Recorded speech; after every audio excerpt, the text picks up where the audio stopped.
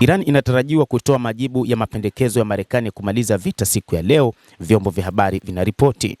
Vyombo vya habari vya Marekani vimeripoti vikinukuu vyanzo kwamba Iran inatarajiwa kutoa jibu lake kwa wapatanishi mnamo siku ya leo pendekezo la Marekani la kumaliza vita. Televisheni ya CNN imenukuu chanzo kikiarifu kwamba pande za Marekani na Iran zinaelekea kufikia makubaliano kumaliza vita, huku Teherani ikichambua pendekezo lililopo. Vyombo vya habari vya Iran pia vimeripotiwa kuarifu na vyanzo kwamba kwa sasa Iran inapitia upya mapendekezo ya Marekani kabla ya kuijulisha Pakistan.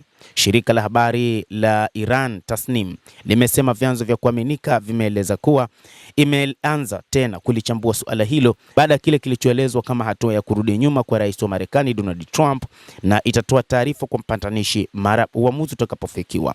Vyanzo vinavyofahamu suala hilo vimeiambia The Guardian kwamba licha ya madai ya vyombo vya habari vya Marekani kuwa Iran na Marekani wako karibu kufikia makubaliano ya mwisho kumaliza vita, Tehran bado haijajibu rasmi pendekezo hili la hivi karibuni la Washington, kwa kuwa lina vifungu vinavyochukuliwa kuwa visivyokubaliwa. Kwa mujibu wa vyanzo hivyo, kampeni ya propaganda inayofanywa na vyombo vya habari vya Marekani inalenga zaidi kuhalalisha hatua za hivi karibuni za Trump kujiondoa kwenye hatua ya uhasama. Vimeongeza kuwa hatua hiyo ilikosewa tangu mwanzo na haikupaswa kuchukuliwa. Vimeendelea kueleza kuwa haijulikani ni mara ngapi Marekani italazimika kugonga ukuta ili kuelewa hali halisi ilivyo ardhini, vikisisitiza kuwa uzoefu unapaswa kuwa umefundisha Marekani kwamba lugha ya nguvu na vitisho si tu haifanyi kazi dhidi ya Iran, bali pia inazidisha hali kuwa mbaya kwa Marekani na maadui wake wengine. Hata hivi inadaiwa kwamba rais wa Marekani Donald Trump ni moja kati ya viongozi ambao wakati huu wamepunguza ukali wa maneno katika utoaji wa taarifa zao.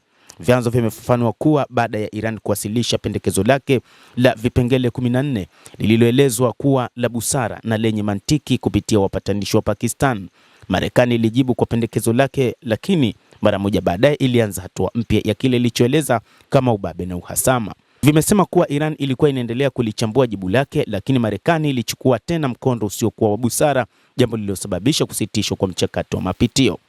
Mohsen Rezai, aliyewahi kuwa mkuu wa jeshi la walinzi wa mapinduzi na mshauri wa kiongozi mkuu wa Iran, amesema Iran haitafanya mazungumzo na mtu yeyote kuhusu suala la nyuklia na kwamba udhibiti wa mlango wa bahari unapaswa kubaki mikononi mwa Iran. Kwa mujibu wa shirika la habari la taifa la Iran ISNA, Rezai ambaye pia ni mwanachama wa Baraza la Umma anasema nia ya Iran imeonya kuwa udhibiti na usimamizi wa mlango wa bahari wa Hormuz utatoka mikononi mwa Iran, adui atautumia tena kama silaha dhidi ya Iran na wananchi wake. Endelea kutufuatilia mtazamaji, lakini nikusihi usisahau kulike, kucomment, kadhalika kusubscribe channel yetu hii ili upate habari hizi kwa mapana kupitia The World News. Mimi ni Adam Hussein, endelea kuwa nasi wakati wote, endelea kutufuatilia uyajue mengi yanayojiri katika ulimwengu kupitia The World News.